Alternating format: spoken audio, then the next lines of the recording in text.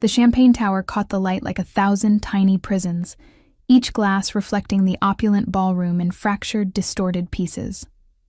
I stood behind the catering station, my fingers cramping around the silver tray, watching Manhattan's elite glitter and laugh in their designer gowns and custom suits. The air was thick with expensive perfume, cigar smoke, and the particular scent of old money. Something like leather and amber, and absolute certainty. I didn't belong here. But then again, I never belonged anywhere that mattered. Olivia. My stepmother's voice cut through the classical music like a blade. Stop hiding behind that ridiculous tray and make yourself useful. I flinched, nearly dropping the champagne flutes I'd been arranging. Victoria Ashmore Chen had perfected the art of public humiliation. Her words always just quiet enough that only I could hear the venom beneath the honey. Yes, ma'am. The words tasted like ash in my mouth, but I'd learned long ago that resistance only made things worse. And for God's sake, fix your hair. You look like you crawled out of a gutter. She swept past me in a cloud of Chanel No. 5, her diamonds catching the light like weapons. Remember why we're here. Isabel's engagement party. Try not to ruin it. As if I could forget. My stepsister Isabel held court in the center of the ballroom, draped in white silk that probably cost more than I'd earn in a year of working double shifts at the diner. She was beautiful in that cruel porcelain way, all sharp cheekbones and sharper smiles. And tonight, she was celebrating her engagement to a man I'd never seen, but whose name everyone whispered with a mixture of fear and fascination. Dante Moretti, the youngest Don of the Moretti crime family, a king in a city of wolves. I adjusted my ill-fitting black dress, a hand-me-down from Isabel that hung loose on my smaller frame, and weaved through the crowd with my tray of champagne. My feet ached in the too tight shoes Victoria had thrown at me this morning. Everything about me was wrong, ill-fitted, borrowed, a ghost haunting someone else's life. "Excuse me, miss?" The voice was warm, belonging to an elderly woman dripping in pearls. I offered her a glass with a practiced smile, the kind that didn't reach my eyes. She didn't even look at my face before taking it. Invisible. That's what I was.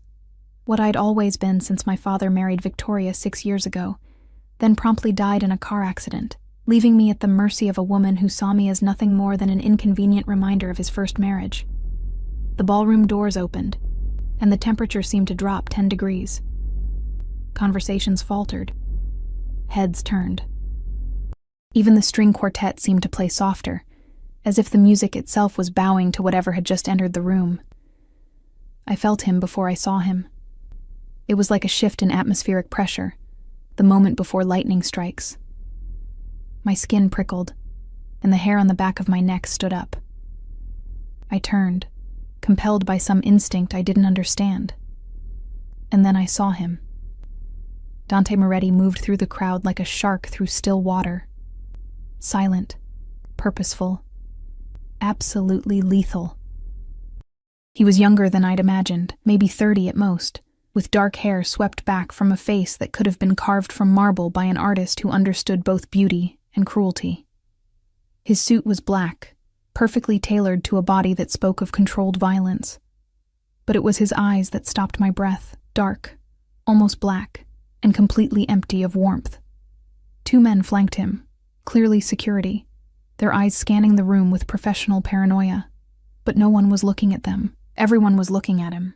Isabel rushed forward with a practiced squeal of delight, her white silk billowing around her like angel wings. She reached for him, but he caught her wrist before she could touch his face, holding it at a careful distance.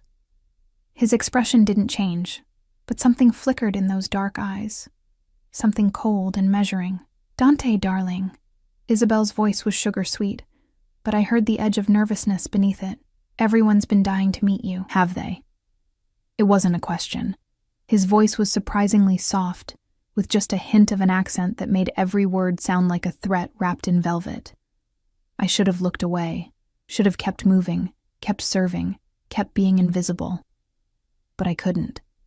He was terrifying and magnetic in equal measure, and I found myself frozen 3 feet away, still holding my stupid tray of champagne, staring at him like an idiot. And then he looked at me. Our eyes met across the crowd, and the world tilted on its axis.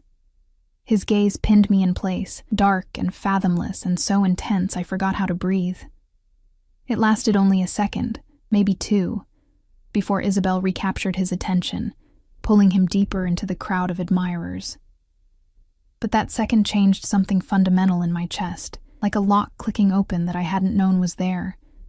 I stumbled backward, my hip hitting the edge of a table. The champagne glasses on my tray rattled dangerously, and I grabbed for them, but my hands were shaking too badly. "Careful, dear." An older man steadied my elbow, saving me from complete disaster. "Wouldn't want to waste good Dom Perignon." I mumbled something that might have been thank you, and fled toward the kitchen, my heart hammering against my ribs like a trapped bird. What the hell was that? I'd never had such a visceral reaction to anyone in my life. It felt like standing too close to a fire, dangerous, consuming, impossible to look away from. The kitchen was chaos, white-coated staff rushing between stations, the air thick with heat and the smell of truffle oil and seared meat. I set my tray down with shaking hands and pressed my palms against the cool stainless steel counter, trying to steady myself. "You look like you've seen a ghost." Marcus, one of the other catering staff, appeared beside me with a knowing smirk. "Let me guess, you met the groom?" "I didn't meet him. I just saw him." "Yeah, he has that effect on people." Marcus lowered his voice, glancing around to make sure no one was listening. "My cousin works security at one of his clubs. Says Moretti's the real deal. Not the kind of guy who got his position through family connections. He earned it, with blood." A chill ran down my spine. "What do you mean?" "I mean he's dangerous, Liv, like actually dangerous. Not rich boy playing gangster dangerous. The kind of dangerous where people disappear and nobody asks questions." Marcus grabbed a fresh tray. "Your stepsister's either incredibly brave or incredibly stupid for getting involved with him." I thought of Isabel's nervous smile, the way Dante had held her wrist like she was a thing he owned, rather than a woman he loved. "I don't think she had much choice," I said quietly. Marcus shrugged. "Nobody has choices when it comes to guys like that. They take what they want." He headed back toward the ballroom, leaving me alone with that terrifying thought. I should have stayed in the kitchen, should have hidden among the pots and pans until the party was over, and I could go home to my tiny room in the basement of the Ashmore mansion. But Victoria found me first. "There you are, you useless girl." She grabbed my arm hard enough to bruise, her manicured nails digging into my skin. "Get back out there, and smile for God's sake. You look like you're at a funeral." She shoved me toward the door, and I had no choice but to return to the glittering, suffocating ballroom. The party had shifted into full swing. People danced, drank, laughed too loudly. Isabel was surrounded by a gaggle of friends, showing off her engagement ring, a massive diamond that probably cost more than most people's houses. I didn't see Dante anywhere, and I told myself I was relieved. I picked up another tray and began making rounds, offering canapés to people who barely acknowledged my existence. My feet throbbed, my head ached. I fantasized about my narrow bed, my worn paperback books, the blessed silence of being alone. Champagne? I turned, smile automatically in place, and found myself face to face with one of Dante's security guards. He was enormous, easily 6'4", with the kind of build that spoke of serious gym time and possibly steroids. These are hors d'oeuvres, but I can get you." "Not for me." His voice was surprisingly gentle for someone so intimidating. "Mr. Moretti would like a word with you." My blood turned to ice water. "I'm sorry. What?" "Mr. Moretti. He wants to speak with you, privately." The guard gestured toward a hallway leading away from the ballroom. "This way, please." This had to be a mistake. Why would Dante Moretti want to speak with me? I was nobody. Less than nobody. "I think you have the wrong person." "Miss Olivia Chen?" The guard raised an eyebrow. "I don't make mistakes. How did he know my name?" Panic fluttered in my chest like a caged bird. Every instinct screamed at me to run, but where would I go? "You didn't say no to men like Dante Moretti." Marcus's words echoed in my head. They take what they want. I set down my tray with numb fingers and followed the guard down the hallway, my heart pounding so hard I could feel it in my throat. The sounds of the party faded behind us, replaced by the clicking of my heels on marble and the rushing of blood in my ears. The guard stopped at a door, knocked twice, then opened it without waiting for a response. "Miss Chen, sir." I stepped into what appeared to be a private library, all dark wood paneling, leather-bound books, and the smell of old paper and expensive whiskey. Floor-to-ceiling windows overlooked the Manhattan skyline. The city spread out like a carpet of lights, and standing at those windows, his back to me, was Dante Moretti. The door closed behind me with a soft click that sounded like a cell door locking. I was alone with him. "Do you know why I asked you here, Olivia?" His voice was quiet, almost conversational, but it sent shivers down my spine. He still hadn't turned around. "No, sir." My voice came out smaller than I intended. "Look at me." It wasn't a request. I raised my eyes and found him watching me in the window's reflection, his dark gaze cataloging every detail of my face, my body, my fear.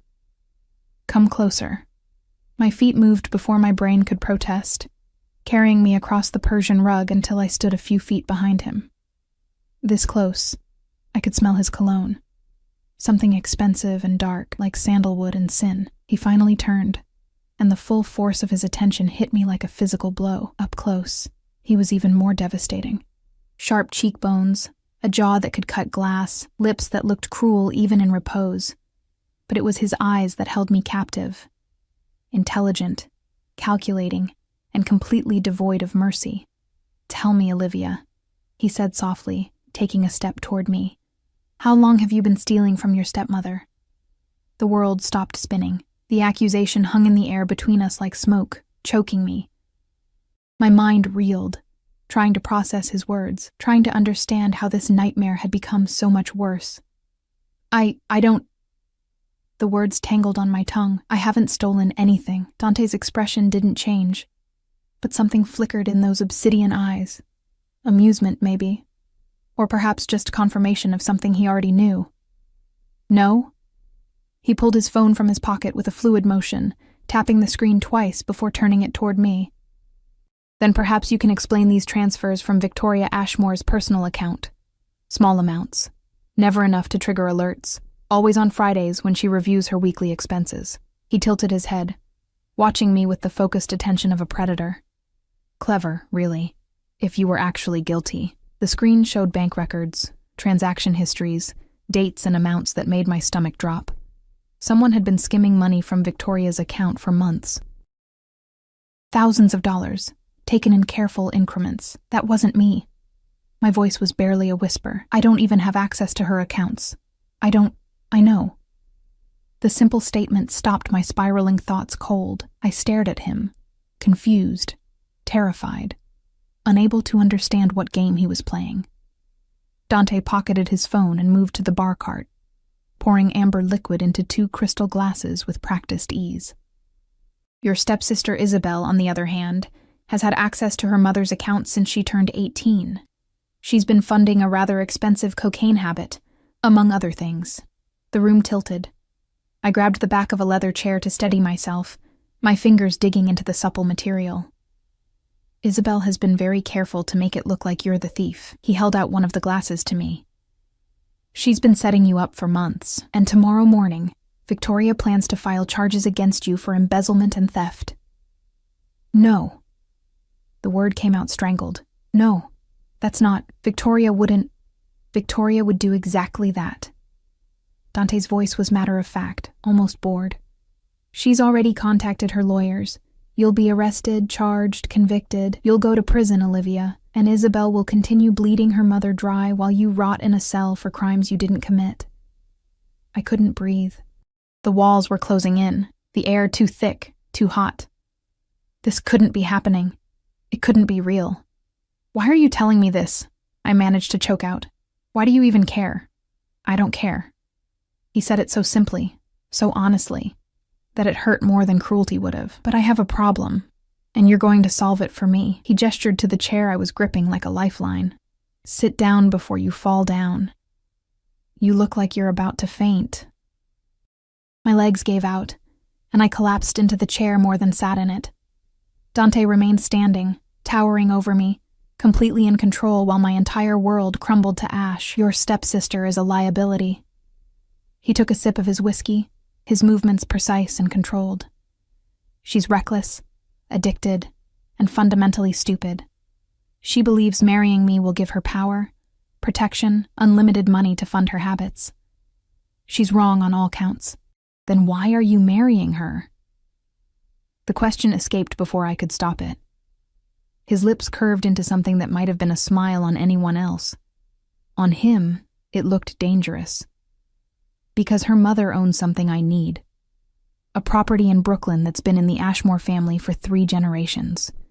Victoria won't sell, but she will trade it for her daughter's security. A marriage alliance with the Moretti family. He finished his whiskey and set the glass down with a soft click. Unfortunately, the daughter in question is a walking disaster who will be dead from an overdose within 6 months, leaving me with nothing and Victoria with grounds to reclaim the property. My brain struggled to process what he was saying. This was insane. All of it was insane. I need a wife who won't embarrass me, won't steal from me, and won't end up in rehab or a morgue before the ink dries on our marriage certificate. Dante's dark eyes locked onto mine with laser focus. I need someone invisible, someone no one will miss, someone who understands what it means to survive. Understanding crashed over me like ice water. No. I stood up so fast the chair nearly toppled backward. No, absolutely not. I'm not. You can't. I can. He closed the distance between us in 2 steps, and suddenly he was right there, towering over me, his presence overwhelming every sense. And I will. You have 2 choices, Olivia. Tomorrow morning, you go to prison for crimes you didn't commit. You'll be convicted, sentenced to 5 to 7 years. You'll be 28 when you get out, with a record that ensures you'll never find decent work again. He paused, letting that sink in. Or you marry me instead of your stepsister. You become Mrs. Moretti. You live in luxury, want for nothing, and most importantly, you stay out of prison. That's not a choice, I whispered. That's blackmail. Yes, he didn't even pretend otherwise. It is. I tried to step back, but I was already against the chair, trapped, just like I'd always been trapped. First by my father's death, then by Victoria's cruelty, now by this beautiful monster who spoke of marriage like a business transaction. Why me? My voice cracked. If Isabel is such a disaster, why not just call off the engagement? Find someone else? Because I need that property by Friday, and I've already invested 6 months in this arrangement. I don't have time to start over. His expression remained impassive, but I caught a flicker of something in his eyes. Calculation. You're perfect. Victoria will be thrilled to be rid of you. Isabel will be relieved she doesn't have to play the Mafia wife. And you. He reached out, and I flinched, but he only brushed a strand of hair from my face with surprising gentleness. You get to live. Isn't that what you want? To finally stop merely surviving? His touch burned like a brand. I jerked away, my back hitting the bookshelf behind me. I need time to think. You have 30 seconds. He pulled his phone out again, his finger hovering over the screen. I can make 1 call, and by morning, the evidence against you will be ironclad. Victoria will have you arrested before breakfast.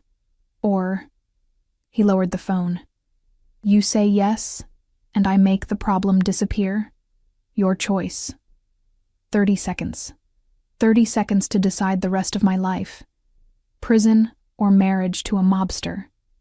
Guilt for crimes I didn't commit. Or a gilded cage beside a man who looked at me like I was a problem to be solved rather than a person. I thought of my tiny basement room. The hand-me-down clothes. Victoria's casual cruelty. Isabel's mocking laughter. 6 years of being invisible. Being nothing. Being less than the furniture. At least in prison, I'd be something. Even if that something was a criminal. But God, I didn't want to go to prison. I didn't want to spend my 20s behind bars, paying for sins that belonged to someone else. 20 seconds. Dante said quietly. How do I know you're telling the truth? I hated how desperate I sounded. About the evidence. About Victoria's plans. You don't. He slipped his phone back into his pocket. But you know your stepmother. You know Isabel. Deep down, you already know I'm telling the truth. He was right. Of course he was right. Victoria had been looking for an excuse to be rid of me for years. and Isabel was exactly the kind of person who would frame someone else for her crimes without losing a moment's sleep. 10 seconds. My hands were shaking. My whole body was shaking. "If I say yes," I whispered, "what happens? How does this even work?"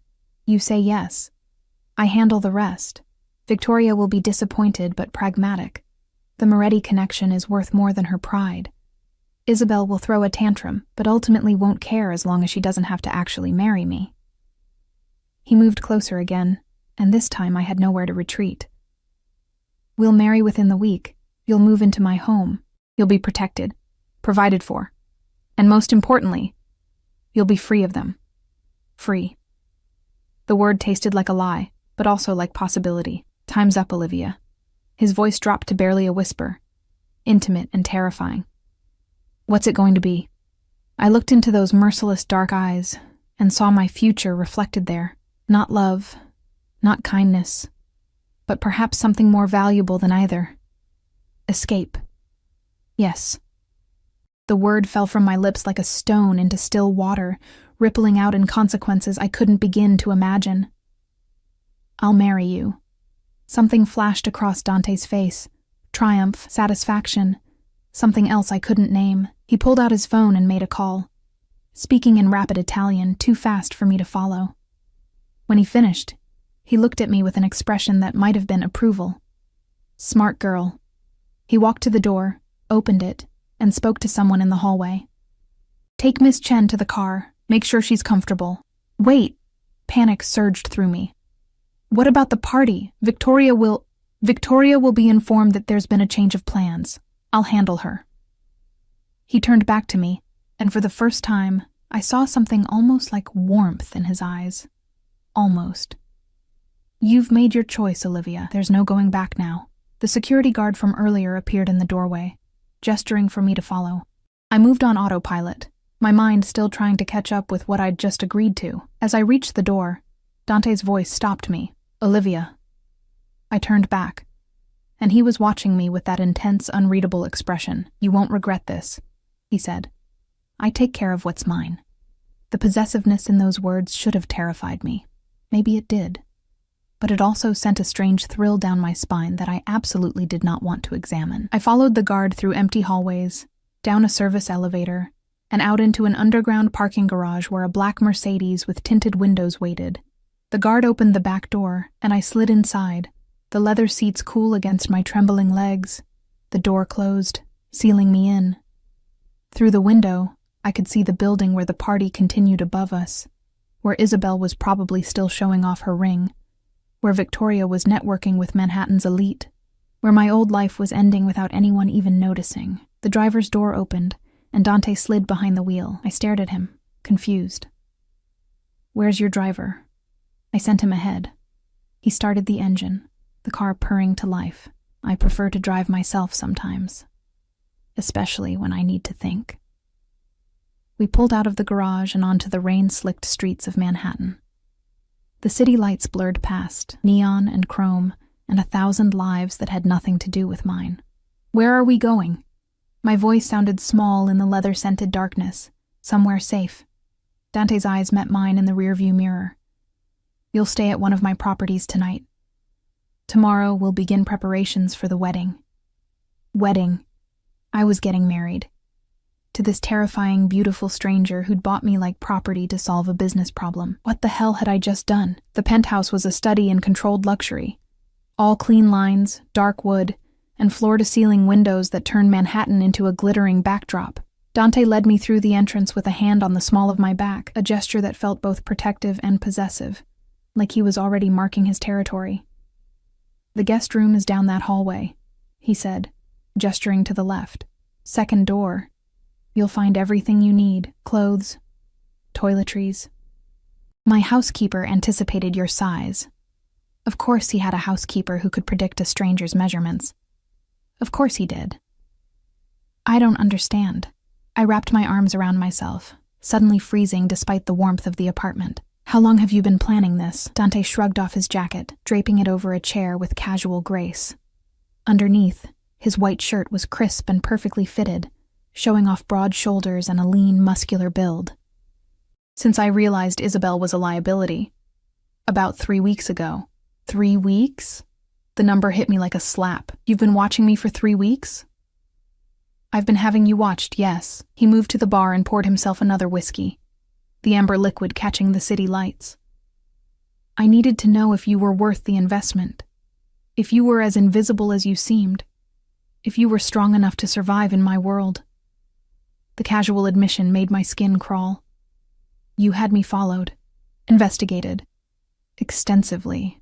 He took a sip, his dark eyes never leaving mine. I know you work 2 jobs, the catering company and night shifts at a diner in Queens. I know you're putting yourself through community college online, studying literature of all impractical things. I know you haven't been on a date in over a year. I know Victoria keeps you in the basement and makes you hand over most of your paycheck for room and board. His voice took on a sharp edge. I know everything about you, Olivia, including the fact that you're stronger than you think you are. I should have been outraged, should have screamed, thrown something, demanded to be taken back.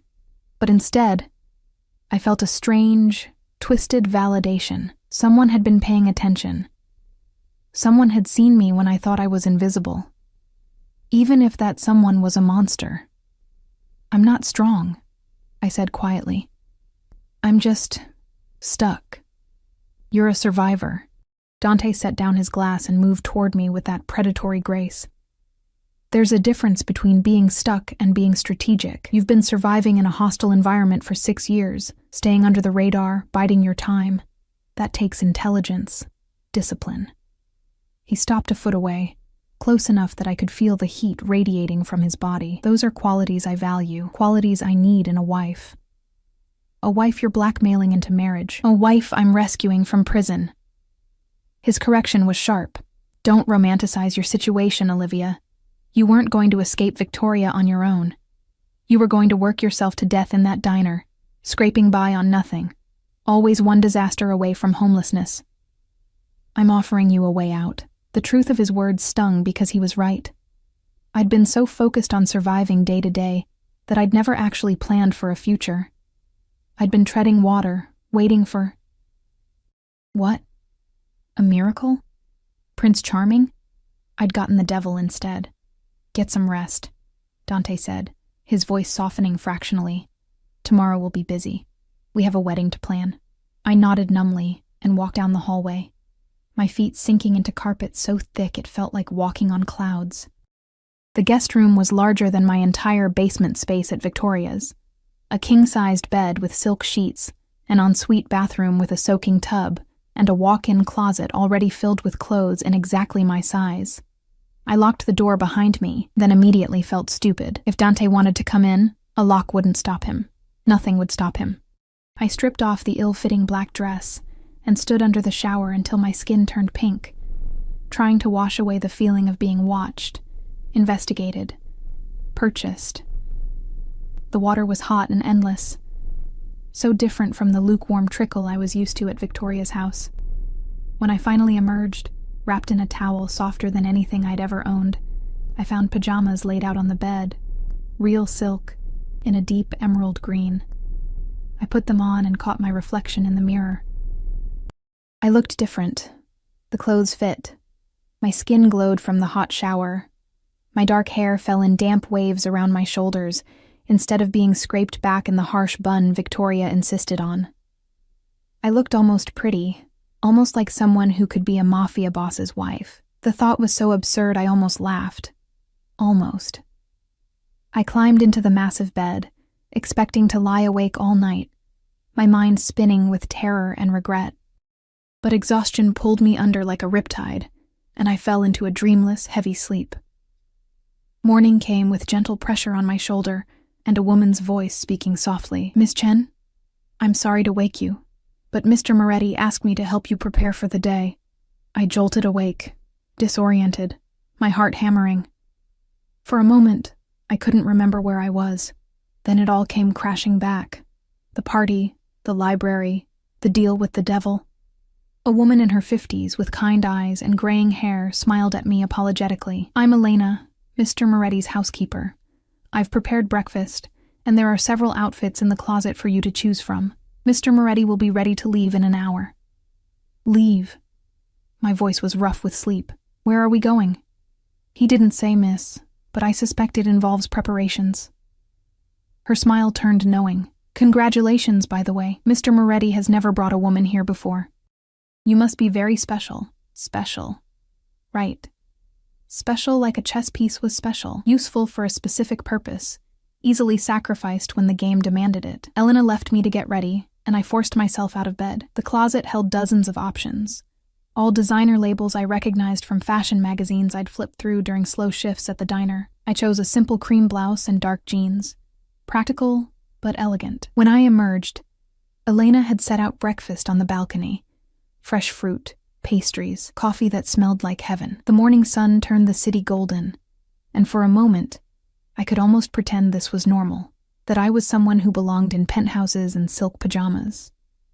Dante appeared as I was finishing my second cup of coffee, looking impossibly put together in a charcoal suit that probably cost more than I'd made in 6 months. His hair was still slightly damp from a shower, and I caught a whiff of that dark, expensive cologne. Good. You're ready. His eyes swept over me, assessing. We have 4 stops today. First, the courthouse to expedite the marriage license, then my lawyer's office to sign the prenuptial agreement. After that, a jeweler for rings, and finally, a bridal boutique. My stomach dropped. Today? All of that today? I don't believe in wasting time. He pulled out his phone, already typing something. The wedding is Friday. That gives us 3 days to handle the logistics. 3 days. I was getting married in 3 days to a man I'd met less than 12 hours ago. What about Victoria? Isabel? The words tumbled out. Don't they need to be told? Already handled. Dante's expression was unreadable. I called Victoria this morning, explained that I'd reconsidered the arrangement and found you to be a more suitable match. She was surprisingly agreeable once I mentioned doubling the property value I was offering. Of course she was. Victoria had probably been thrilled to trade her unwanted stepdaughter for double the profit. And Isabel? Threw a tantrum as expected. Threatened to expose my criminal activities to the police. His lips curved into something cold and sharp. I reminded her that I have extensive documentation of her drug purchases, including several transactions that crossed state lines. Federal offenses. She became much more cooperative after that. The casual way he discussed blackmail and threats made my head spin. This was my life now. A world where laws were suggestions, and loyalty was bought with fear. Come. He held out his hand, and after a moment's hesitation I took it. His fingers were warm, his grip firm, but not crushing. Time to make this official. The courthouse was a blur of bureaucratic efficiency. Dante's lawyer, a sharp-eyed woman named Rebecca, who looked like she could gut you with a smile, had already prepared everything. We filled out forms, showed identification, and within an hour, we had a marriage license with both our names on it. Olivia Chen, soon to be Moretti. The letters seemed to rearrange themselves every time I looked at them, refusing to make sense. Don't look so terrified, Rebecca said as we left the courthouse. She had a surprisingly warm smile for someone who worked for a crime boss. Dante's not as bad as his reputation suggests. He's actually quite protective of the people he considers his. Is that supposed to be comforting? I asked. It should be. She handed me a thick manila envelope. This is your prenuptial agreement. Read it carefully. You'll find Dante has been exceptionally generous. In the car, I opened the envelope with shaking hands. The prenup was dozens of pages of legal jargon, but certain phrases jumped out at me. Monthly allowance of $50,000, full access to all residential properties, education expenses covered in full. In the event of divorce, a settlement of $10 million. $10 million? I looked up at Dante, who was driving again, his eyes on the traffic. This can't be right. It's right. His voice was calm, matter of fact. I'm not a monster, Olivia. You're entering this marriage under duress. The least I can do is ensure you're taken care of. $50,000 a month is more than I make in a year. You'll need it. Being my wife comes with certain expectations.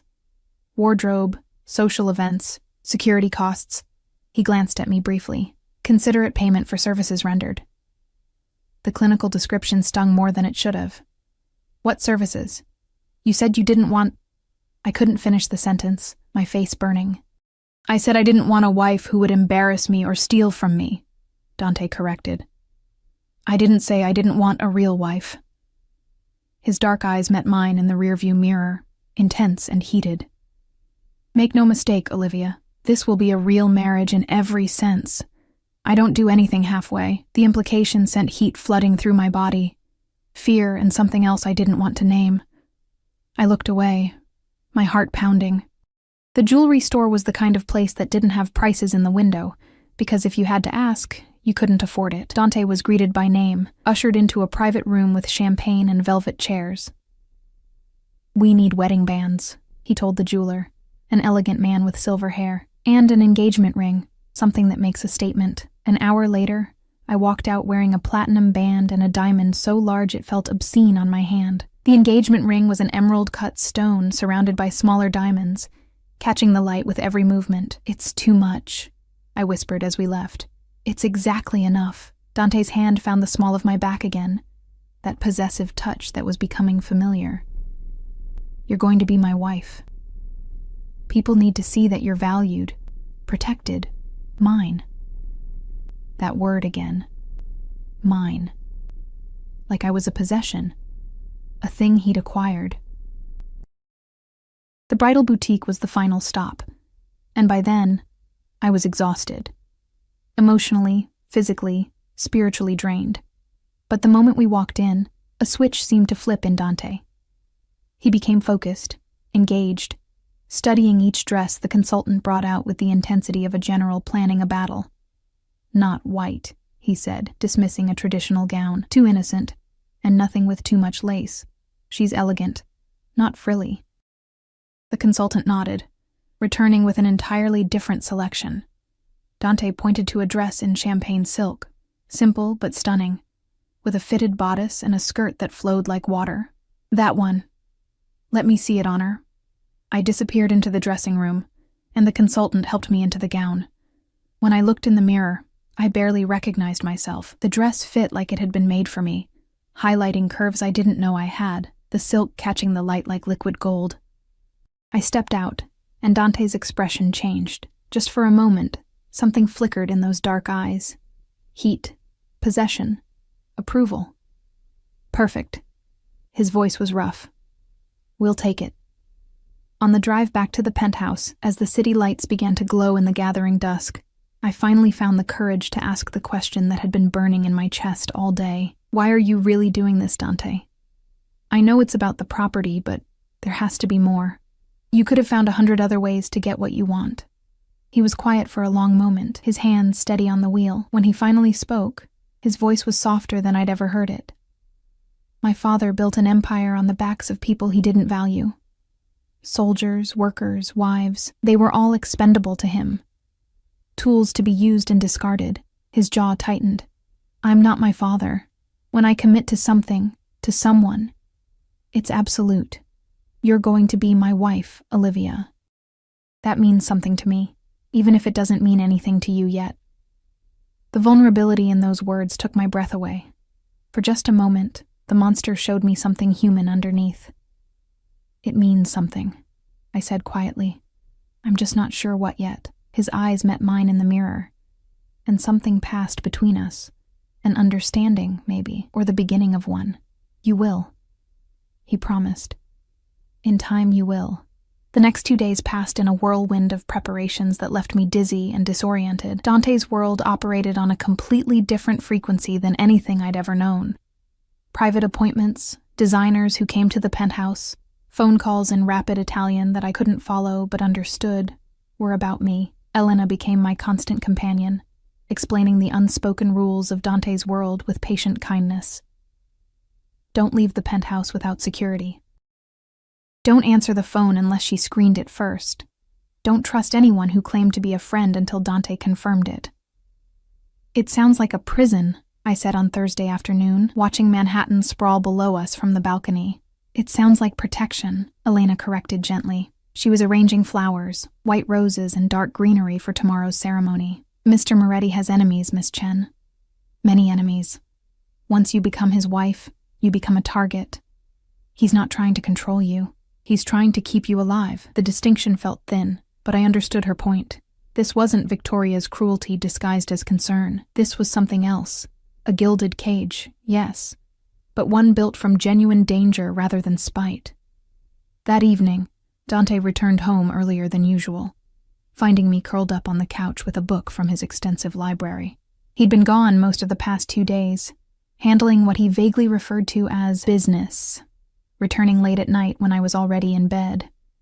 "Dinner will be ready in 20 minutes, Elena announced, disappearing into the kitchen with the efficiency of someone who knew when to make herself scarce. Dante loosened his tie and poured himself a drink, but instead of retreating to his office as he usually did, he sat down on the opposite end of the couch. Close enough to be present, far enough to not crowd me. "What are you reading?" His voice held genuine curiosity. I showed him the cover, a worn copy of Dante's Inferno. "I found it in your library. Seemed appropriate, given the circumstances." His lips twitched. Comparing me to the devil. Comparing myself to someone descending into hell, actually. I closed the book, meeting his dark gaze. "But I'm not sure if I'm Dante the Pilgrim, or one of the damned souls. Perhaps you're Beatrice." He swirled the whiskey in his glass, the amber liquid catching the lamplight. "The guide who leads him toward paradise." The literary reference surprised me. "You've read it?" My father insisted I read the classics. He had pretensions of being an educated man, despite the blood on his hands. Dante's expression darkened. "He named me after the poet, actually. Thought it would give our family legitimacy. Class." It was the most personal thing he'd ever shared with me. I found myself leaning forward, drawn by this glimpse of the man beneath the monster. "Did you hate him? Your father?" I hated what he represented, the waste, the unnecessary cruelty. He took a drink, his jaw tight. He ruled through fear and violence alone. No strategy, no vision, just brutality for its own sake. His eyes met mine, intense and searching. I rebuilt his empire into something sustainable, something that operates in the shadows but doesn't leave bodies in the streets. I'm still a criminal, Olivia. I'm not going to pretend otherwise. But I'm not him. The distinction mattered to him. I could see it in the set of his shoulders, the way his fingers tightened around the glass. "Tomorrow," he continued, his voice softer, "you're going to become my wife. After that, there's no going back. Not safely, anyway." He leaned forward, his elbows on his knees, holding my gaze with uncomfortable intensity. "I need you to understand what that means. My enemies will see you as leverage. My allies will test your loyalty. The FBI watches everything I do, waiting for me to slip up. You'll be scrutinized, investigated, possibly threatened. You're really selling this marriage," I said, trying for humor to cover my fear. "I'm being honest." His expression didn't waver. "But I'm also promising you this. I will protect you, with everything I have, with every resource at my disposal. Anyone who tries to hurt you will answer to me. And trust me when I say that's not a pleasant experience. The casual threat should have terrified me. Instead, I felt something warm unfurl in my chest. Not love, not yet, but perhaps the beginning of trust." "Why me, Dante?" I asked again, the question I couldn't stop asking. "Really, you could have found someone more suitable, someone from your world who already understood the rules. Because you're genuine." He said it simply, like it was obvious. "Everyone in my world wears a mask. They perform, they manipulate, they calculate every word and gesture. But you..." He reached out, his fingers brushing my cheek with surprising gentleness. "You don't know how to pretend. You're scared, and you don't hide it. You're angry, and it shows. You're real, Olivia. And that's so rare in my life that it's worth more than any strategic alliance." His touch sent electricity down my spine. I should have pulled away, should have maintained distance, protected myself. But I found myself leaning into his hand instead, craving the warmth, the connection. "I'm terrified," I whispered. "Of tomorrow. Of this life. Of you. Good." His thumb traced my lower lip, the gesture intimate and possessive. "Fear keeps you sharp, keeps you careful. But Olivia. He leaned closer, his breath warm against my skin. You don't have to be afraid of me. I'm a lot of things. Dangerous, ruthless, probably damned. But I keep my promises, and I promise to take care of you. The space between us had shrunk to nothing. I could count his eyelashes, see the faint scar above his left eyebrow, feel the heat radiating from his body. My heart hammered against my ribs, and I couldn't tell if it was from fear or something else entirely. Dinner is served. Elena's voice cut through the tension like a knife. Dante pulled back immediately, the moment shattering, but something had shifted between us. Some invisible line had been crossed. As we ate dinner in surprisingly comfortable silence, I caught him watching me with an expression I couldn't quite decipher. Hunger, possession, something almost tender. That night, I lay in bed staring at the ceiling, unable to sleep. Tomorrow I would marry a man I barely knew. Tomorrow my entire life would change in ways I couldn't begin to predict. A soft knock on my door made me sit up. Come in. Dante entered, still dressed in his shirt and slacks, though he'd removed his tie. He looked almost vulnerable in the dim light from the hallway. I couldn't sleep either, he said. I wanted to. He paused, seeming to struggle with words for the first time since I'd met him. I wanted to make sure you're okay, that you're not planning to run. Where would I run to? I pulled my knees to my chest. You've made sure I understand the consequences of backing out. That's not why I'm here. He moved closer, sitting on the edge of the bed with careful distance between us. I'm here because you looked scared at dinner, and I don't want you to be afraid. Not of this. Not of me. The admission cost him something. I could see it in the tension of his shoulders, the way he wouldn't quite meet my eyes. I am afraid, I admitted. But not just of you. I'm afraid of failing, of not being what you need me to be, of waking up one day and realizing I traded one prison for another. This isn't a prison. His hand found mine in the darkness, his fingers interlacing with mine. I know it feels that way right now, but Olivia, I'm giving you freedom, real freedom. Money, security, education, anything you want. The only thing I'm asking in return is loyalty. Be my wife, stand by my side, and I'll give you the world. What if I don't want the world? My voice cracked. What if I just want to be seen, to matter to someone? Dante's dark eyes locked onto mine, intense and unwavering. You matter to me, more than you should, considering we've known each other less than a week. But you do. He raised our joined hands, pressing his lips to my knuckles in a gesture that felt almost reverent. Tomorrow, when you walk toward me, when you say those vows, I want you to know that I see you, Olivia. I've always seen you.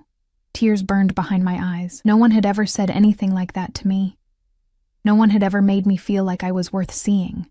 Stay, I whispered before I could stop myself.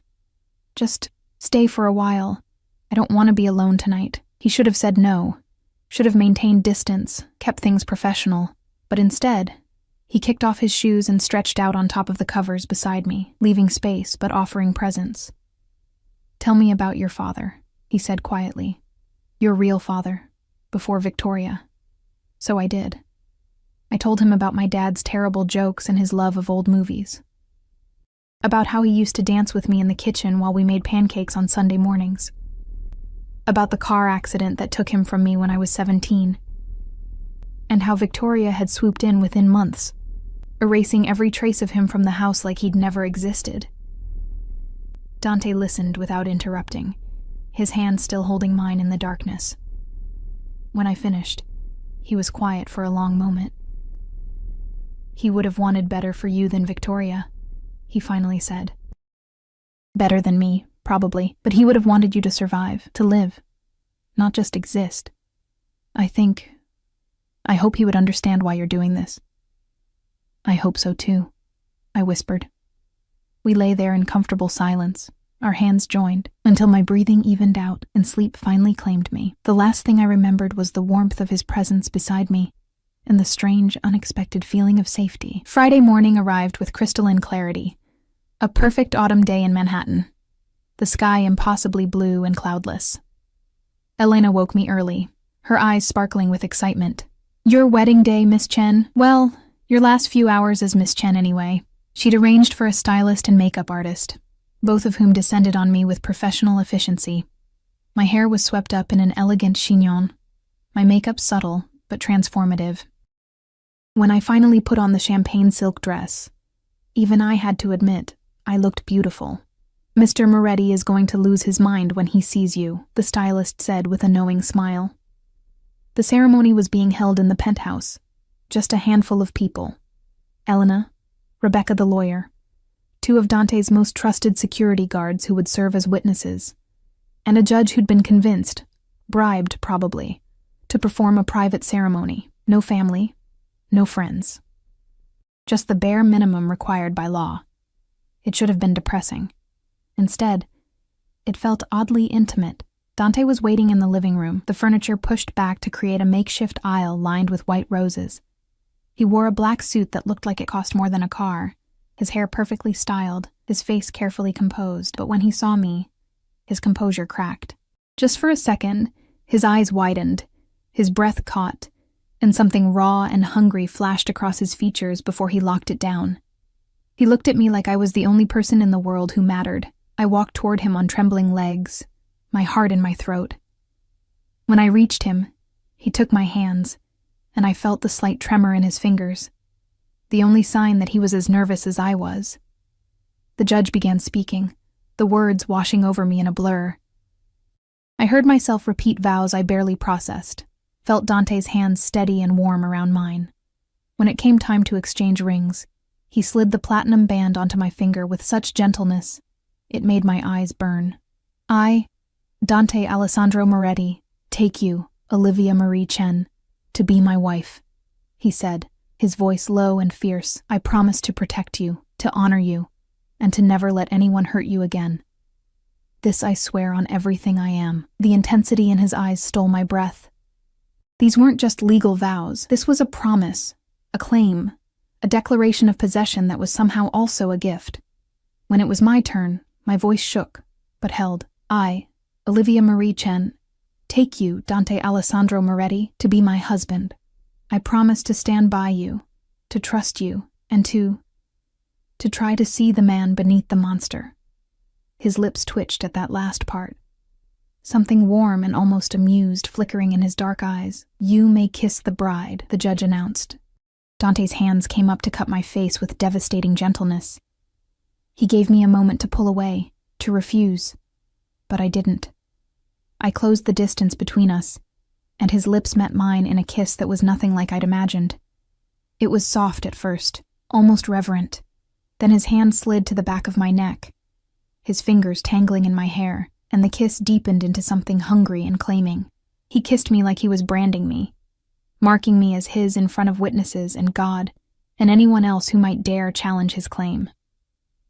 When we finally broke apart, I was breathless and dizzy, my lips swollen, and my heart racing. "Mine," he whispered against my mouth, so quietly only I could hear. Finally mine. And despite everything, the blackmail, the fear, the insanity of marrying a stranger, I felt something click into place in my chest. Maybe I was his, but maybe, just maybe, he was becoming mine too. The small reception that followed was surprisingly warm, despite its intimate size. Elena had prepared a meal that could have graced a Michelin star restaurant, and Rebecca brought champagne that probably cost more than my old monthly rent. Even the security guards relaxed slightly, offering genuine congratulations that felt almost friendly. But the entire time, I felt Dante's eyes on me, possessive, heated, unwavering. Every time someone spoke to me, his hand found my waist, my back, my shoulder. Small touches that broadcast ownership to everyone in the room. "You're doing it again," I murmured during a quiet moment, our guests occupied with dessert. "Doing what?" His fingers traced lazy circles on my lower back, the touch burning through the silk of my dress. "Touching me. Constantly. Like you're afraid I'll disappear if you stop." "Maybe I am." His voice was low, intimate, meant only for me. "You're my wife now, Olivia. I have every right to touch you, and I intend to exercise that right frequently." Heat flooded through me at the promise in his words. This was my wedding night, our wedding night, And despite the unconventional circumstances, despite barely knowing each other, I felt anticipation coiling in my stomach rather than fear. The guests left as the sun began to set, painting Manhattan in shades of gold and crimson. Elena squeezed my hand on her way out, whispering, "Be patient with him. Underneath all that armor, he's just a man who's never had anyone choose to stay." Then we were alone. Truly alone for the first time as husband and wife. Dante stood at the window, his jacket discarded, his shirt sleeves rolled up to reveal forearms corded with muscle and marked with scars. He looked dangerous and beautiful, and utterly overwhelming. "I should change," I said, suddenly nervous. "This dress is perfect." He turned, his dark eyes pinning me in place. "You're perfect. But yes, get comfortable. We need to talk." The words doused my rising nerves with cold water. We need to talk. Nothing good ever followed those words. I changed into silk pajamas, emerald green, another set Elena had chosen, and found Dante on the balcony, 2 glasses of wine waiting. The city spread below us, a carpet of lights and life and possibilities. "Sit," he said, gesturing to the chair beside him. I sat, accepting the wine with shaking hands. "You're scaring me. What's wrong?" "Nothing's wrong. But there are things you need to know now that you're officially Mrs. Moretti." He took a long drink, his profile sharp against the darkening sky. "Tomorrow morning, I'm taking you to the Brooklyn property, the one I acquired through our marriage. It's going to be renovated into a community center. Education programs, job training, resources for families." I stared at him, confused. "I don't understand. I thought you needed it for criminal purposes. I needed it away from Victoria because she was going to sell it to developers who would turn it into luxury condos, displacing hundreds of families." His jaw tightened. "My mother grew up in that neighborhood.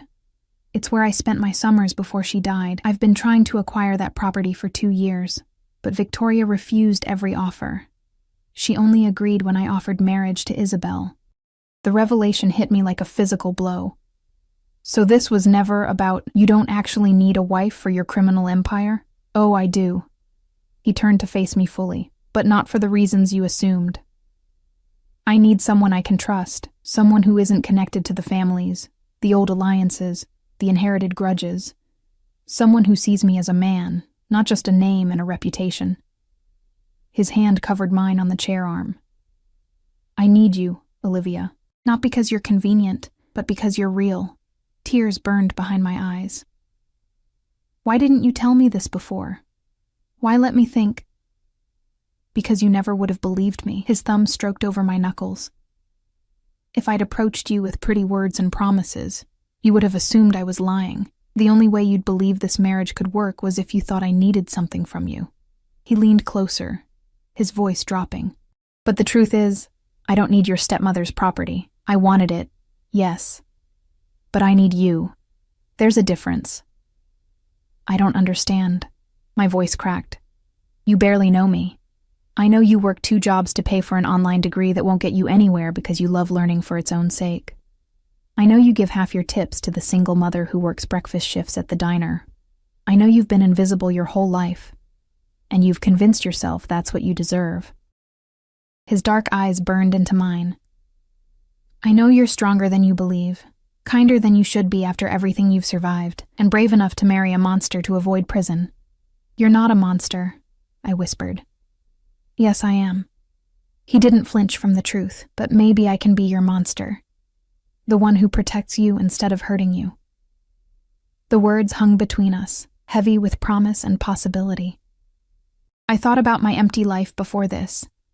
The basement room, the hand-me-downs, the constant invisibility. I thought about waking up this morning as Olivia Chen, nobody and nothing, and standing here now as Olivia Moretti, wife to one of the most dangerous men in New York. "What happens now?" I asked. "What do you want from this marriage?" "Everything."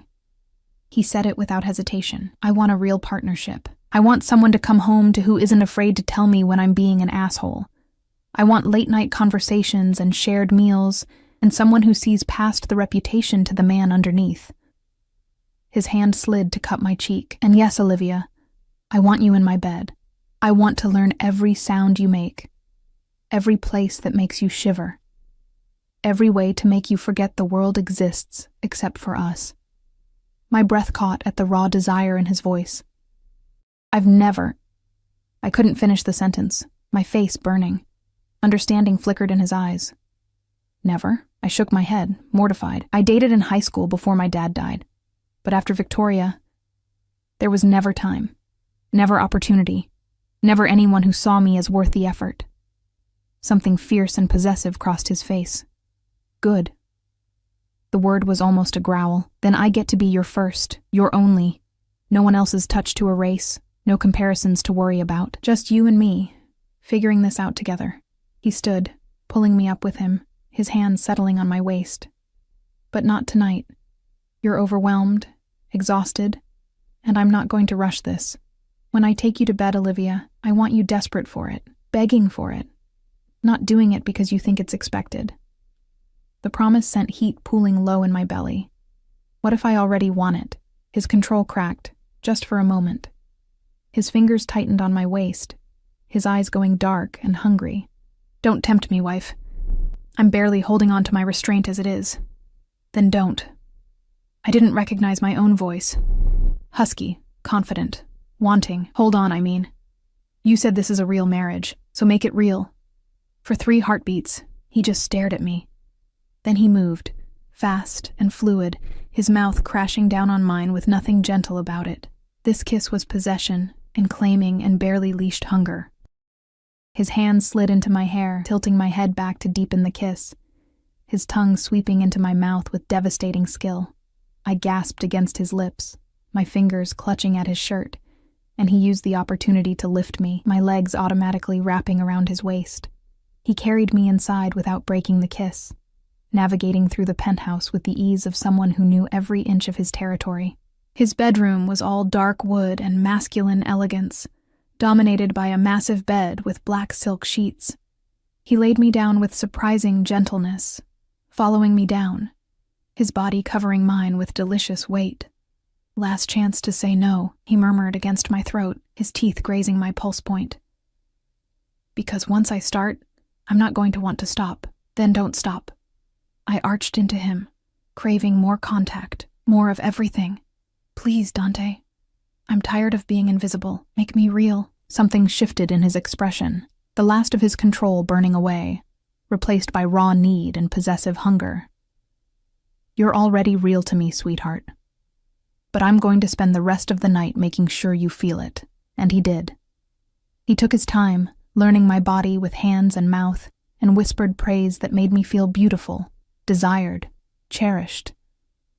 He was patient with my inexperience, guiding me through sensations I'd never imagined, taking pleasure in my responses. And when he finally made me his in truth, when the last barrier between us shattered and I cried out his name into the darkness, I felt something fundamental shift in my chest. This wasn't just physical. This was binding, claiming, the forging of something that went deeper than mere attraction. Afterward, I lay in his arms, my head on his chest, listening to the steady rhythm of his heartbeat. His fingers traced lazy patterns on my bare shoulder, and I'd never felt so safe in my life. No regrets? He asked quietly. Not about this. I pressed a kiss to his chest, right over his heart. Maybe about the blackmail, probably about the terrifying criminal empire, but not about you. His chest rumbled with quiet laughter. I can live with that. He tilted my chin up, his dark eyes serious. I meant what I said earlier, Olivia. You matter to me. This matters. And I'm going to spend every day proving that to you. Even when I'm difficult? When I argue with you or make mistakes or... Especially then. He kissed me softly, a promise against my lips. I don't want a perfect wife. I want a real one. Flaws, arguments, mistakes, and all. 3 months later, I stood in the community center, formerly Victoria's property, now transformed into something meaningful, watching kids from the neighborhood participate in after-school programs Dante had funded. Music lessons, art classes, tutoring, job skills, training for their parents. You did this, I said, leaning back against his chest as his arms wrapped around my waist. You're changing lives. We did this. His lips brushed my temple. You're the one who designed the programs, who hired the staff, who makes this place work. It was true. Over the past months, I'd discovered a purpose I never knew I needed. I'd enrolled in real college classes, not online but in person at Columbia, studying social work.